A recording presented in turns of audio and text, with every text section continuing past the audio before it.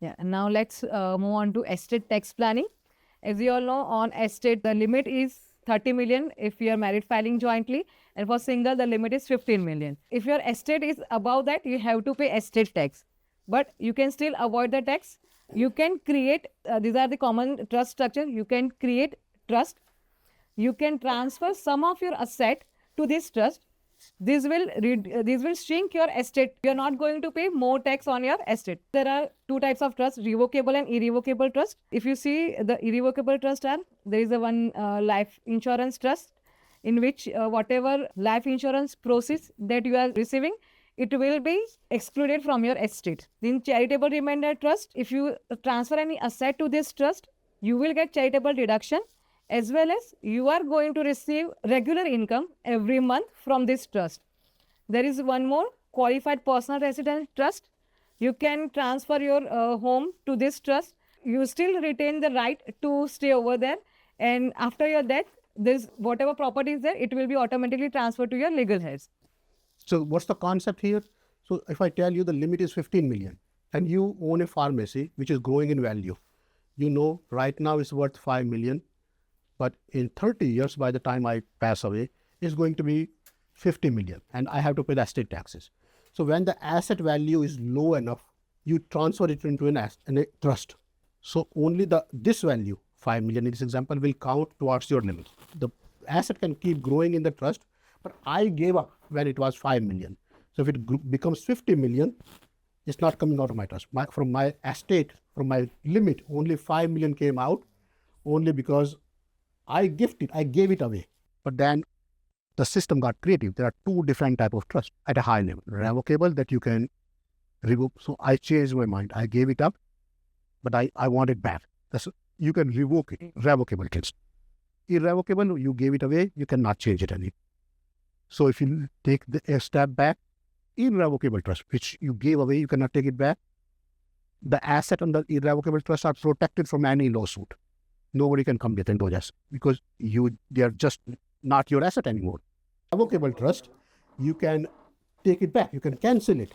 So the lawsuit can come behind you to say, cancel it. I want those assets. So revocable trust is not protected from the asset. Irrevocable trust protected from the asset, right? So just remember the concept over there. Then there are other concepts, say charitable remainder trust. A lot of people, when they are old, they want to sort of, they don't have anybody who they want to give, so they want to give their money or their asset to a charity. But they need the money. If they give it to charity, then what would they do? So they create an irrevocable trust, give it away with this condition. I want $100,000 every year. I want $10,000 every month for my upkeep. When I pass away or everything else goes to this charity, this charity, this charity, this charity. So this is the example. Suppose if my estate after growth is 40 million, if I don't do this estate planning, I have to pay tax on it. If I'm married filing jointly, 30 million will be excluded. On 10 million, I have to pay tax. But since I'm doing this estate planning, all these assets that I've transferred to that particular trust will be excluded from my estate. So out of this 40 million, 18 million will be excluded. Since it is below the limit, I'm not going to pay any tax over here. So by moving some of the asset into these trusts, you can avoid the taxes completely or bypass the limit amount. Yeah, you can shrink the estate. So yeah. So the first one is the 1031 exchange. I know most of you have worked on 1031 exchange or you have heard the word 1031 exchange. It's very common for anyone having a commercial properties, and if they want to sell without paying capital gain taxes, they want to defer the capital gain taxes. This is one of the best strategy that we have. So how does the 1031 exchange works? I have an investment property. I plan to sell the investment property, or I sold the investment property, and I engage a qualified intermediary. In the sense, I do not want the funds transferred to my account. The funds stay with the intermediary, like some attorney or a trust, something, it stays with them. Then I find a replacement property, and this has to be done within 45 days after I sell my property. The fourth step is I need to purchase the replacement property within 180 days. This is a must for the 1031 exchange. And when I qualify, at the same time, it should be a like kind of exchange. In this scenario, yes, I can sell my apartment and I can buy a land. but it's not a residential apartment, a commercial apartment, which is like rented out or something. And value requirements. So if you want to get the maximum advantage out of it, it is better you invest all the proceeds that you have received from your sale into the 1031 exchange. And by this, you can defer the taxes. So let me get with an example and I can go in detail.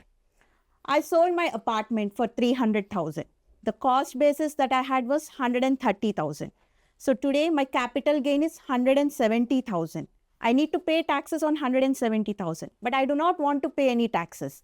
I want to defer my taxes. So what would I do?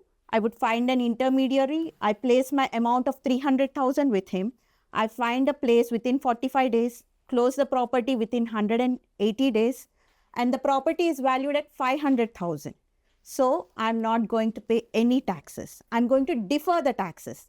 And the way it works is like next time when you sell this 500,000 property, you must pay the capital gain tax. But if you again do a 1031 exchange, you can keep on doing the 1031 exchange. So here comes the term swap till you drop. So if your heir, like the same way how we have discussed about inheritance, if you keep on swapping the property and when it's taken out by your, it's like it goes into inheritance, for them, they are not going to pay any capital gain taxes. So it's like avoided So completely. swap till you drop. Drop means when you die, the next generation gets it at the market value at this type of basis. So you keep swapping it, doing the 1031 exchange. This is how the billionaire created their value.